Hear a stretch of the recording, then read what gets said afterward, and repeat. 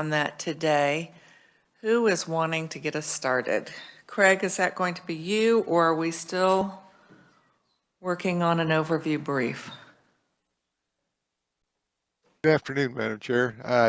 If you are ready for us, we are ready. If you need to finish up with Norma, that would be fine as well. Norma, are you there? Yes, Madam Chair. Can everyone hear me? We can. Did you still have a portion to go over with for us? So yes, Madam Chair. So we had stopped on enhancements. I would just need to at least review the reduced resources package briefly. Okay. And the remainder of the budget analysis can be just reviewed by the committee without my overview.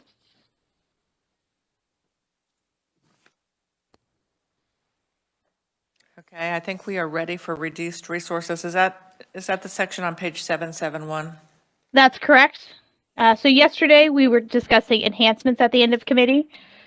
So starting on page 771, you'll review the agency submitted a reduced resources budget of $3.8 million. So the governor requested 10% for certain budget submissions. So this would include for the Department of Education professional development, again, that mental health intervention team pilot program, discretionary after-school grants, the National Board certification / Governor's Teaching Excellence Scholarships and Awards, and the Education Superhighway. And turning to page 772, you'll see that the governor recommends a reduced resources budget of $3.7 million, all SGF, for fiscal year 2022. And this includes $1.7 million for professional development, $1.2 million for the MHIT program, $312,000 for the after-school programs, about $360,000 for the Governor's Teaching Excellence Scholarships, and $120,000 for the Education Superhighway. Can you share with us on those reduced resources? It's not an elimination, but a reduction. But are any of those eliminated due to the reduction in resources? Certainly, Madam Chair. So for the reduced resources for the professional development, that would be the entirety of the allocation for fiscal year 2022. And for the after-school grants, I believe that is the entirety of the allocation from the State General Fund for those programs as well. And then again, for the Education Superhighway, that would be the entirety. And it would be the entirety for the Governor's Teaching Excellence Scholarships. And then I missed the Education Commission of the State's dues. So that would also be all the funding allocated for the dues, which the governor did not recommend. So that's the only one that she didn't recommend from the agency's submission. Committee, what other questions do you have with regard to the reduced resources?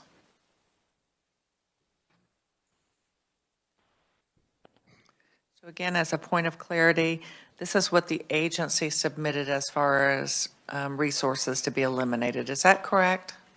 That's correct. So they submitted the 7 programs, which would total $3.8 million, and the governor recommended everything except for the Education Commission of the State's dues.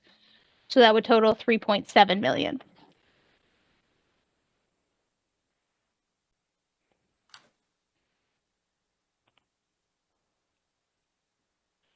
Okay, I'm not seeing any other questions, so let's go on to the recommendations of salary and wage adjustment.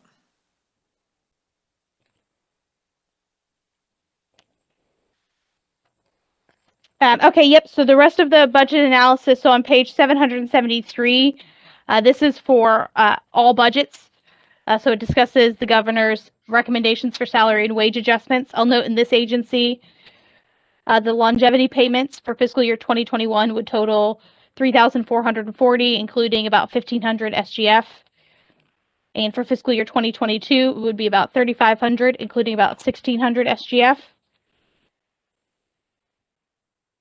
And then on page 775, you'll see the program detail. So there are a couple things I'll note with this budget analysis that make it slightly different from what was reviewed by JG yesterday. So on page 775, you'll see a number of programs listed out with program detail. Because the majority of this agency's expenditures are in state aid and other assistance, the remainder of the detail is not broken down by program. Rather, it has first the agency's operating budget. Program B would be the state aid and other assistance, and the third program is the children's cabinet. So that's the remainder of the budget analysis, is just an overview of the agency's operating budget, state aid and other assistance, and then the children's cabinet. And I will note that the children's cabinet did receive a grant in April 2020, a 3-year federal grant for the preschool development birth through 5 renewal grant. And that totals about $26.8 million over all 3 years. And that is everything I have for my budget presentation. I can stand for any questions. Can you talk to us a bit about the children's cabinet and the FTE positions going from 3 actual in 2020 to the 7? Certainly, and if everyone turns to page 785, you'll see greater detail on the children's cabinet. So this includes that breakdown. So you see a number of performance measures, and then you see a breakdown by salaries and wages, contractual services, commodities, capital outlay, aid to locals, and other assistance. The additional positions are attributable to that federal grant that they received. So on the final page, 786, I'll note that expenditures of about $325,000 are to fund those 3 new FTE positions, and those include an early childhood systems coordinator, an early childhood workforce coordinator, and an early childhood systems specialist. And those are all related to that preschool development grant that the Children's Cabinet received in April 2020. There are also some contractual services expenditures related to that grant that you can see there. And so the agency is requesting those additional FTE for both fiscal year 2021 and fiscal year 2022, since it is a 3-year grant.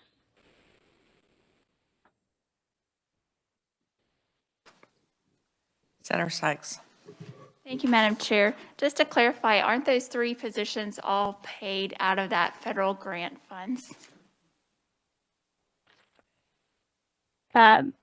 So my understanding is that those positions would be paid out of that grant, and that would total about that $325,000 for that specific portion, the salaries and wages.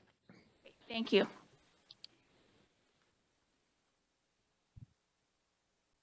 Committee, other questions?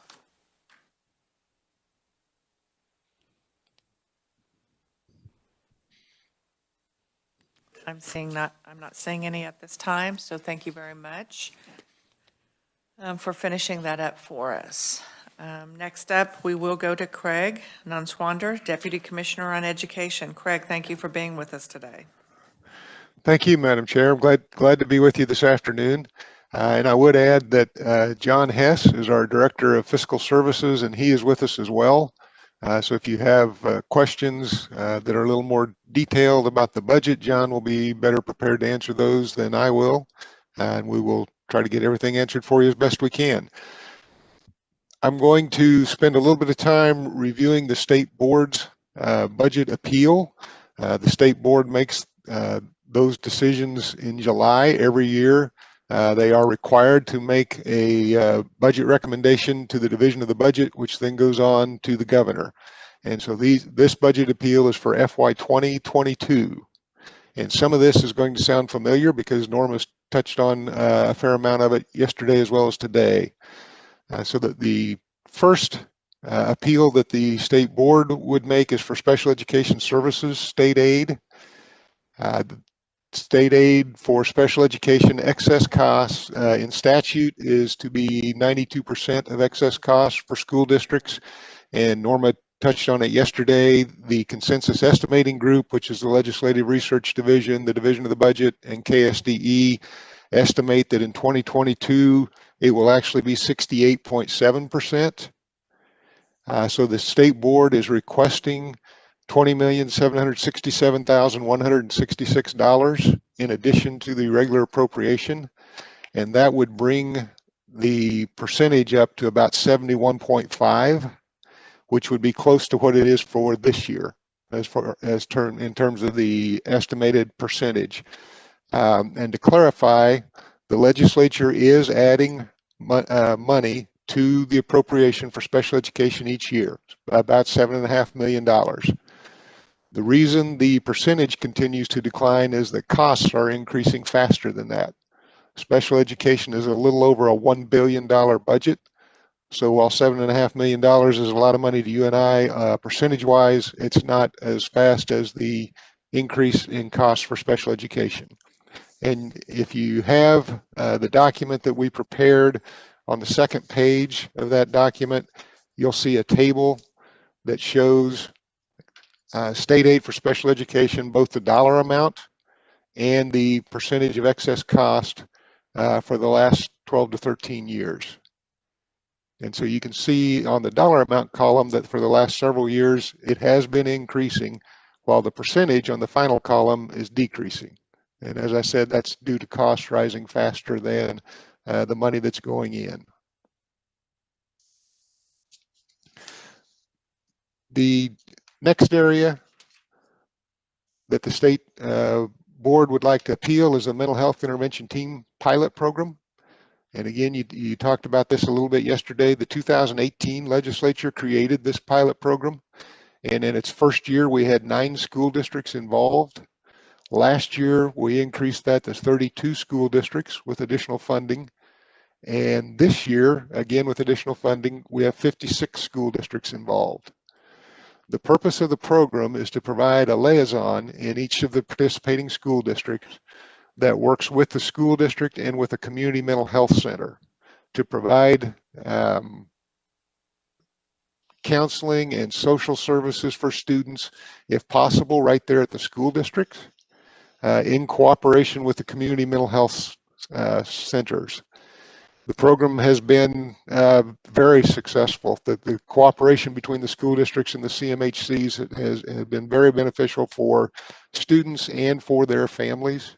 In large part, that issue of being able to provide services there at the school, particularly in rural settings where traveling to a CMHC might prohibit some participation, has been significant. So the request from the state board to increase funding would allow us to expand the program to more school districts next year. And you can see on our information there, the 2020 legislature appropriated just under $12.7 million. It was allotted by the governor to $8,749,000, and then you just heard in the reduced resources package, we lowered that by another $1.2 million. That still allowed us to provide for that increase to 56 districts this year.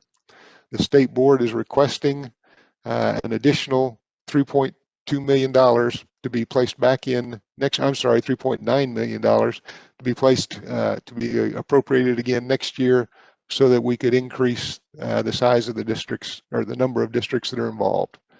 The number of districts that we'd be able to add, of course, will depend on how large they are, how many school liaisons they need, and the amount of funding that goes to the community mental health centers. If you just look at the average size of a grant for the 56 districts that are involved this year and assume all else remains equal, an average grant would add about 22 districts for next year. So we would continue to grow at about the same pace we have been for the last 2 years. Next is the mentor teacher program. It is also contained in statute 72-2563. Was originally put in place based on research that shows the success in keeping teachers in the profession within the first 3 years is greatly increased if you have a trained mentor assigned to work with those new teachers. And so this program, put into statute by the legislature, provides a stipend for the mentor teacher that has been trained in each district that participates in the program for each of the first 3 years that a teacher is new to the district. To date, the funding has not covered the cost for 3 years of mentors. The current appropriation would pay the $1,000 stipend that's listed in statute for first-year mentors, and just under $370 for second-year mentors, and no funding then for third-year mentors. So the state board's request is to add $1 million to that appropriation, which should allow funding for all 3 years of mentors in the mentor teacher program. Next, we have the Career and Technical Education Transportation Program. One of the more successful programs we've had in recent years that the legislature added was what is forever known as Senate Bill 155, although it was 2012 Senate Bill 155. We have got a few districts to start referring to it as Excel and CTE now. That's the program that allows juniors and seniors to take courses at vocational colleges or community colleges in career and technical education. The state pays the tuition for those students if they are approved programs in high need areas that lead to certification for those students. So they can start those programs while they're in high school. In some cases, complete them in high school, but also complete them after graduation. They'll have a good start on the program before they get to the vocational college. This piece of the program helps cover transportation costs for school districts to get the students to the vocational college or the community college. It does not cover all of the cost. Our estimate is the $650,000 request, which is similar to what has been provided in past years, would cover just under 42% of the cost for 2022. Next is the ACT and WorkKeys assessment contract. As you heard, that contract expires at the end of this year. And by statute, that's a contract between KSDE and ACT to provide those two assessments for every junior and senior one time. So most students take it as a junior, and the pre-ACT exam for every ninth grader. The contract originally written was for 3 years at a cost of $2.8 million per year. With the contract expiring, the state board's our thought at that time was that the cost would increase. We will probably have more students involved, plus costs tend to just increase. That was the purpose of the request for the additional $600,000. Since that time, as you know, because you've heard about the bill, Senate Bill 63 would expand the program to include students from non-public schools, both accredited and non-accredited. I believe, if I heard correctly, you heard testimony from a representative from the ACT that the cost would not increase, at least next year. Our negotiations with them are somewhat preliminary on the aspect of including the non-public schools. So I would not be able to tell you that the cost will or will not increase next year, and certainly not for the next 3 years, which will be the length of the contract, but ACT may have I'm sure would have better information than I do at this point in time. We're still in the preliminary stages of that negotiation. The inclusion of accredited non-public schools, we can provide ACT information with how many students that will likely be. Non-accredited, we don't receive enrollment information on non-accredited, non-public schools, so we can't tell them how many students to expect to add at this point. So that's part of the reason we're a little bit up in the air on how much the cost may increase. So I apologize for not having better information for you at that, but that's the point, or that's the point we're at in those negotiations. The next item we have is a statewide dyslexia coordinator. The Legislative Task Force on Dyslexia first recommended the creation of that position in 2019, and then has continued to make that recommendation in each of the succeeding years. Our estimate of that cost is $97,253. That would pay for salary, fringe benefits for that position, as well as travel and training for that individual. And by training, it would be training for that individual, as well as the travel and training that individual would do for school districts. And the purpose of that position is to ensure the implementation and the effectiveness of early literacy initiatives and dyslexia services through professional development, through increasing the number of teachers using structured literacy, increasing the number of districts using recommended screening measures for dyslexia screening, and in addition, collaborating with the higher ed institutions so that they can provide more education and training for teachers coming into the profession. So that would be a 1.0 FTE position at $97,253 as recommended by the Legislative Task Force on Dyslexia. Two other recommendations from the governor's budget. One is the IT education opportunities. And since 2016, the legislature has appropriated $500,000 for Microsoft certifications for both students and teachers. And that is accomplished through a contract with Journey Ed, who's the sole source provider with Microsoft for those certifications. And those certifications are available as a Microsoft Office Specialist, Microsoft Technology Associate, Microsoft Technical Certification, and Microsoft Certified Educator. And you'll see a table, two tables actually, on page 5 of our document that will give you some numbers as to how many people have taken advantage of that, both students and teachers, since 2016. So our request is for the state board's request is $500,000 for FY22 to continue that program. Next, we have the Kansas Teacher of the Year. And for a little more than a decade, the legislature and the governor have appropriated just under $10,000, $9,957 to support the Teacher of the Year program. And in Kansas, the Teacher of the Year program it actually involves multiple teachers. We name a Teacher of the Year team. One of those is selected to represent them as the Teacher of the Year.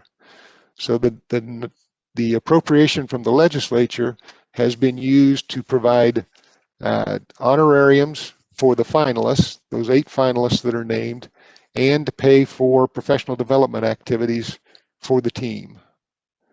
It's been a very successful program in Kansas.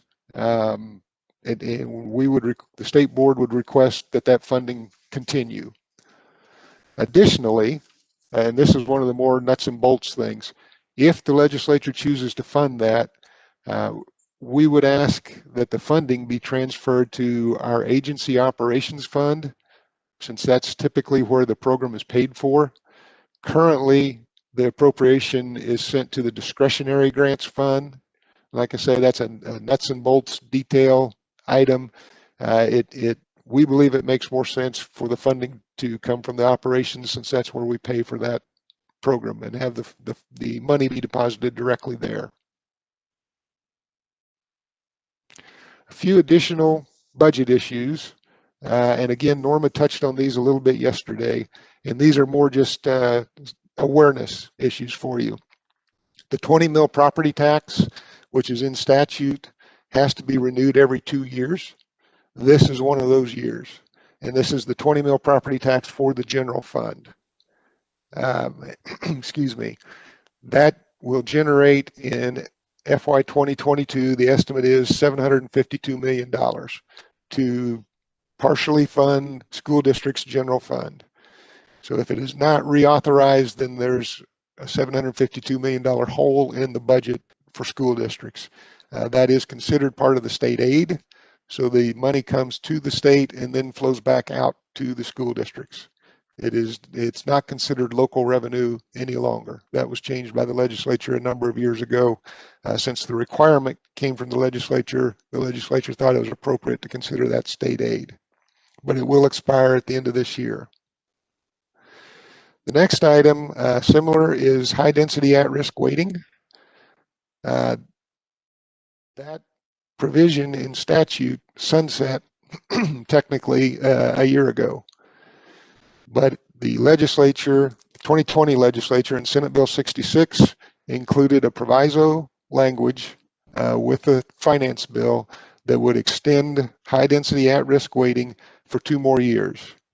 So in the proviso, it's still good for 2021 and for 2022, but would sunset at that time. That amount of money represents about $55 million to school districts. And if it's allowed to sunset, that would be a loss. The legislature currently has 2 bills that would put that provision back into statute, Senate Bill 144 and House Bill 2131.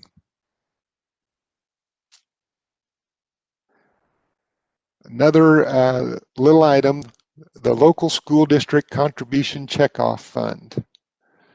In statute, there is a provision that allows Kansas taxpayers to donate a portion of their tax return to a school district of their choosing. They do that by putting in the USD number on the income tax return.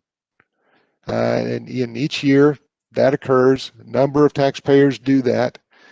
The issue is not everybody knows their USD number, apparently. And so each year we receive some contributions, the state treasurer does, that are dedicated to USD numbers that don't exist, or they're left blank, or a variety of other things. We don't believe statute gives us the authority to distribute that money. So currently there's $14,236 sitting in the account that we have no authority to do anything with, which is not obviously the intention of the taxpayer. So we would ask for a budget proviso that would authorize KSDE to distribute those excess funds to all Kansas school districts. Divide them up amongst the 286 districts, since it's not clear what the taxpayer intended. Finally, then, I will touch a little bit on COVID-19 expenditures, the funds that have come into the agency that go to the school district, as well as the agency. The vast majority, and Norma's already given you a fair amount of information on this, the vast majority of the funding is, by federal law, is distributed directly to school districts. And they have then a list of items in the federal law that they can spend it on. All must be related to COVID-19 and to the pandemic. And there are 4 different categories that the funds have come in.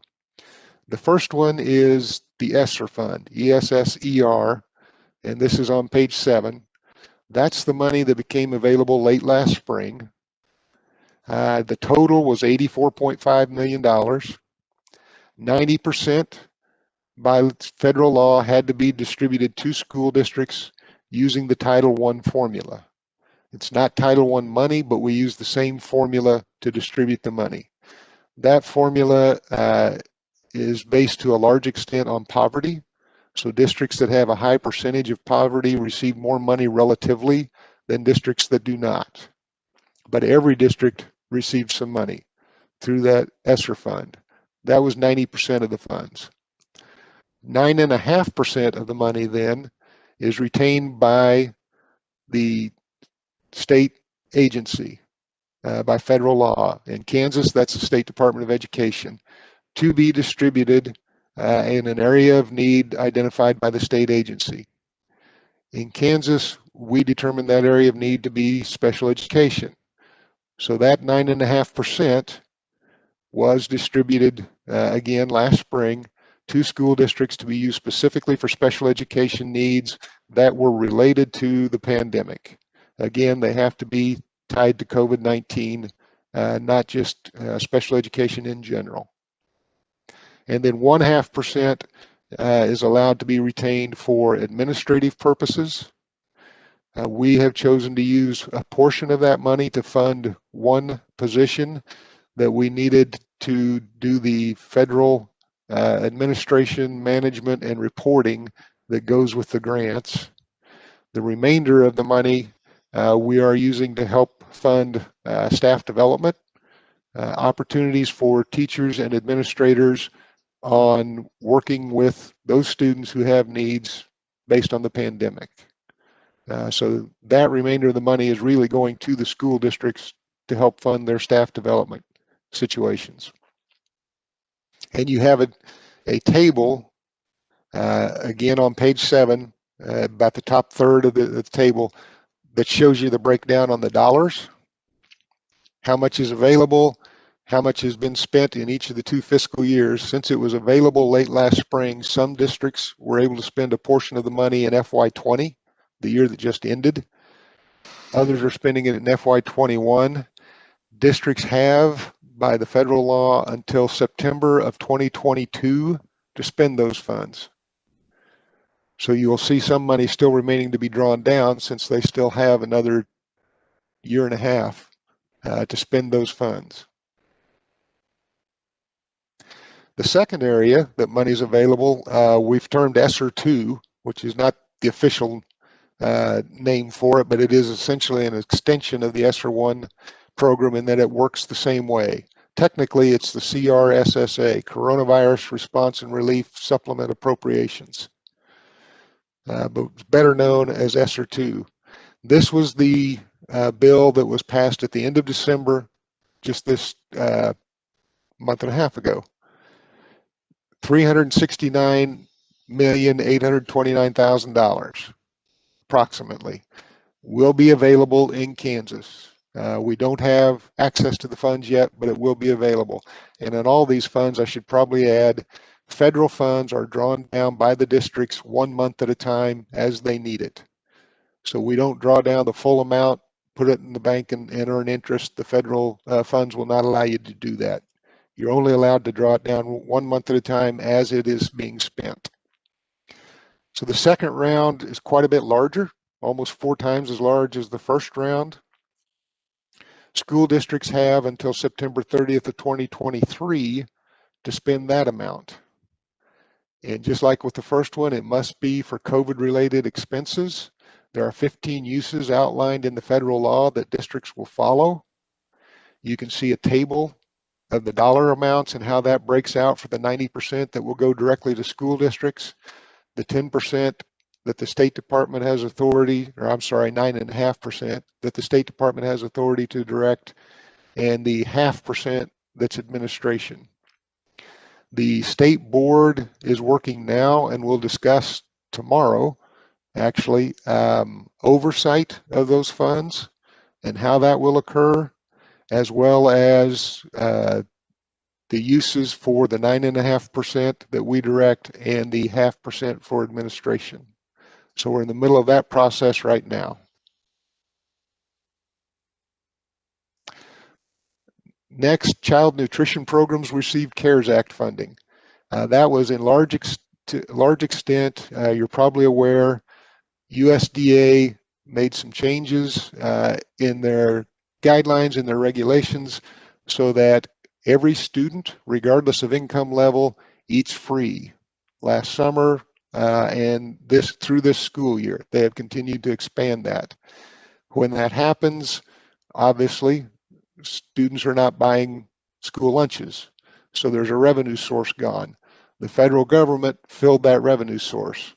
So you'll see CARES Act funds coming to the child nutrition programs, and that's both for schools and for child and adult care programs, to pay for those additional meals that are now being served, as well as some of the additional costs that go with providing meals when you're in a hybrid environment or a remote environment.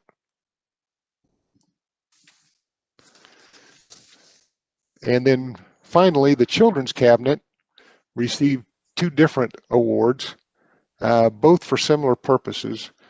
The first, they ended up spending $759,000 approximately for technology for families. And that was to help families acquire technology and internet access if they had children in remote or hybrid learning situations. The second grant was very similar, but it provided technology and internet access to daycare centers where students might have need to participate in remote learning or hybrid learning while their parents are at work, and the daycare center may not have appropriate internet access or technology available. So that grant was available to help those situations. And then finally, with the Esser 2 funds, the amount that was just announced in December, there is a separate funding that runs through the governor's office for the non-public schools. Typically, non-public schools receive their federal services through the local school district. In this particular funding, it's a separate amount of money, comes through the governor's office, and by federal law, then the state agency, which again is KSDE, administers the funds and provides the services to the non-public schools. So there is $26.7 million available for private schools, both accredited and non-accredited. They will need to apply to receive those services. And I use the term services because under federal law, the money cannot go directly to the non-public school. The service is provided for the non-public school. So if that's staff development, if that's particular maybe technology that's necessary to assist special education students, that comes through typically the public school. In this case, it comes through the State Department of Education, and we will work with the service centers who typically provide those services, and will be able to do so better with private schools. So that will be a new feature for private schools as well as us. That's not the way it's normally handled, and we will be meeting with them Friday to start reviewing that process. And Madam Chair, that's a lot of information. I'm sure quite confusing to a certain point, but I would be happy to stand for questions as well as with John Hess. Thank you very much. And let's go ahead and start off committee. What questions do you have? Senator Gossage. Thank you, Madam Chair. Thank you for being here. It says if on the page 8, there toward the middle, all 3 awards were not included in the KSDE's budget submission, but are included in the governor's budget recommendation. Can you tell us why that is? Yes, timing. The budget submission occurs in early September. The budget to the governor is in November. So in early September, we did not have all of this information, didn't know about some of it. By November, we did. Is there any way to equalize that? I'm not sure I understand. Equalize? To where we're comparing apples to apples? As to that, you know it now, right? Uh-huh. Am I not making sense? You probably are. I'm just not following. Okay, so if you said at the time when KSDE made their submission, they were not aware in November, but this is now February, so I'm asking if that could be entered in to where we could see both of them and it would make sense, apples to apples. I think, and John, tell me where I'm wrong, but I think in part that's the purpose of this document, is to include those items that have changed since our budget was originally submitted. Madam Chair, if I may. You may, John. Part of the nature. Can you introduce yourself, please? Yes, my name is John Hess with the Director of Fiscal Services for the Department of Education. Part of it is the nature of the state's budgeting system does not allow us to go back in and re-enter this, amend our original submission and original data. And so this was added once it was known, it was added into our budget during the review process, because we once this was known in September, we just didn't know. And so that's accounts for part of the change from the governor and the governor's recommendation from our original request. But the nature of the state's budgeting system does not allow us to go back and amend that data. Thank you. Other questions? So we'll start with Senator Straub and then Senator Sykes. Thank you, Madam Chair. I think this question is for Craig. Were there CARES funds or COVID relief funds or whatever allocated to the mental health intervention team pilot program? Thank you, Senator. Not directly, but one of the uses that school districts can use for the money is specifically mental health services, as long as those services are related to the pandemic, which certainly there would be a need, my opinion, based on the pandemic for those services. So why couldn't they be directly allocated to that is my question, I guess. Thank you for that. The federal law dictates that we send the money to the school districts and they determine how to spend it within those 15 uses. So we cannot direct them other than the 10%. We cannot direct to them how to spend that 90% amount of money. I'm going to move on to the others, and I want the committee, we have about 10 minutes left. We have two people that are virtual that have, that want to make statements. I am going to, Mr. Brady and Mr. Tallman, can you come back and speak? Okay. We're going to need to have time to ask questions and to keep working on this. And so anything that we don't do today and tomorrow, we will circle back around and be working on Monday so that the committee knows. So next up, I have Senator Sykes. I can ask my question, but I was going to say, in your question, Senator Gossage, on the Children's Cabinet, I serve on the Children's Cabinet, so I would be happy to talk about that with you later.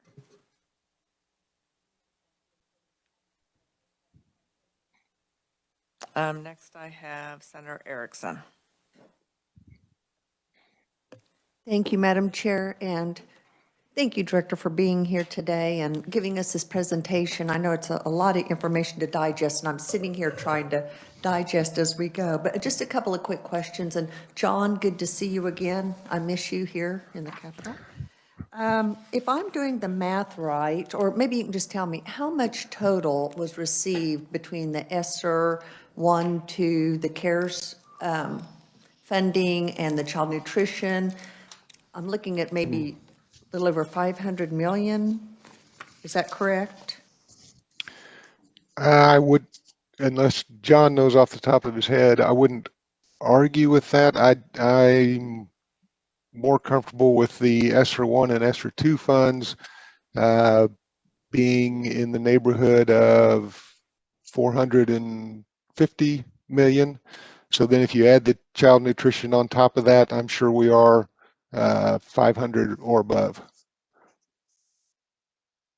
Okay, and I understand that that can only be used for very specific things, but to Senator Straub's point, it does cover some expenses that would normally be covered out of a local district's budget, thereby freeing up more of their budget to handle things like the Teacher of the Year. That's, in education terms, a pretty paltry amount that I would think some of those things could be covered with local dollars. Is that a fair assessment, or am I seeing that wrong?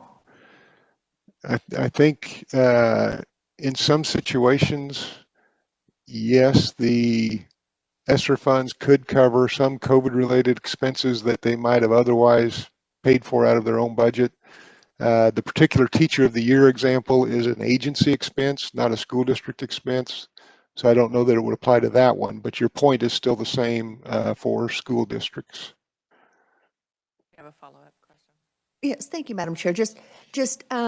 I understand it's an agency issue, but is there anything prohibiting districts from saying, this is important, we can all chip in $10 to continue our Teacher of the Year program? Thank you, Madam Chair. Thank you. Committee, here's what I am going to suggest that you do. You have the new packet that we received today from the Department of Education. I think you have some new questions from that. Please jot those down, and we will get to those.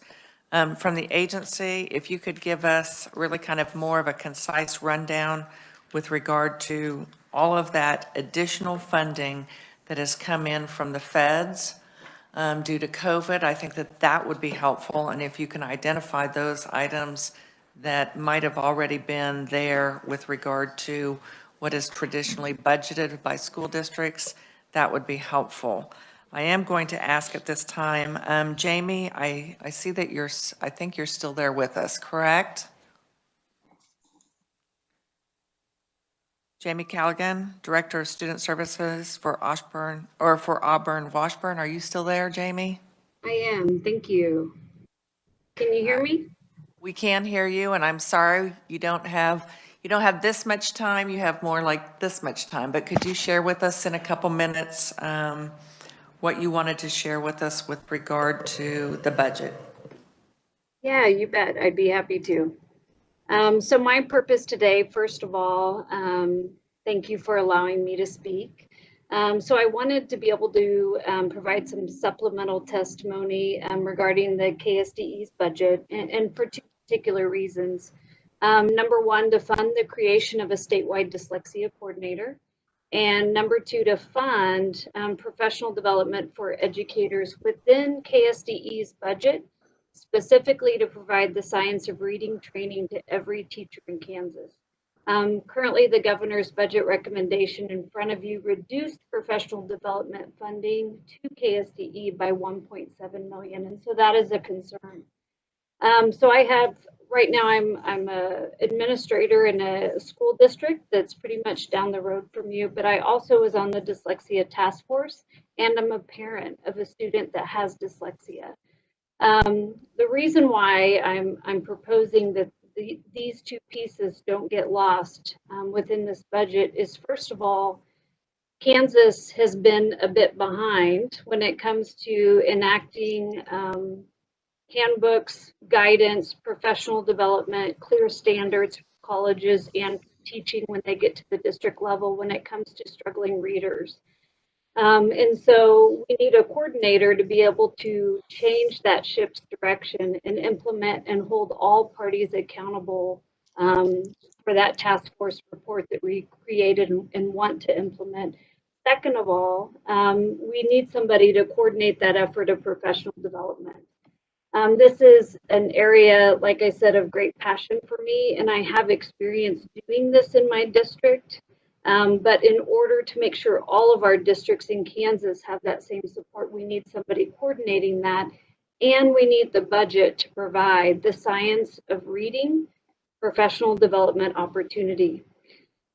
By ensuring that all of our districts in Kansas are taught in the science of reading, we will be able to provide an equitable approach for all districts. We'll be able to create that bridge for current teachers and new teachers to implement the science of reading immediately, because we have not implemented it at the college level as much as we need to. It would also provide districts with the background knowledge to ensure they can vet their curriculum resources so we get going on this piece. And it will have immediate results, which we've seen in our own data.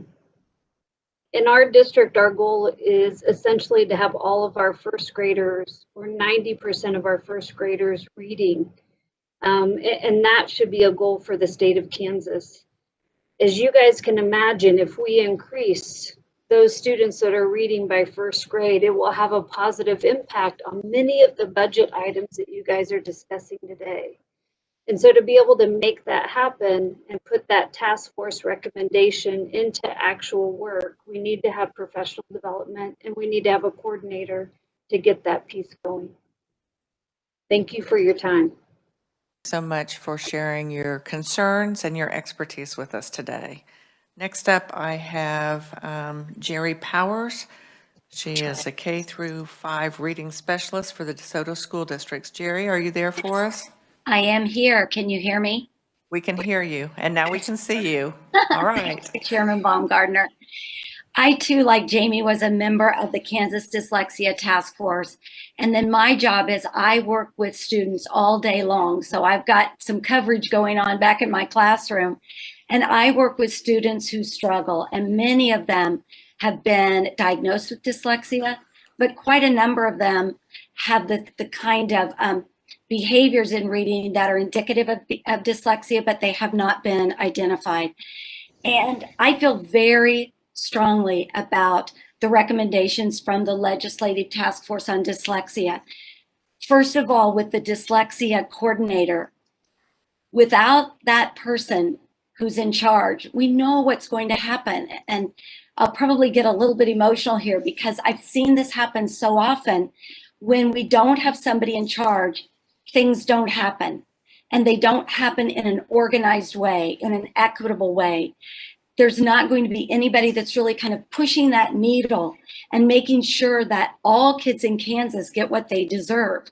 And this plan, which we worked really hard on and which frankly came from a lot of parents in the state of Kansas who really pushed for this dyslexia bill, their children and their needs, they're going to fall to the wayside again because there's nobody in the forefront leading the way and having kind of a consensus movement across Kansas that changes the reading trajectory for all children.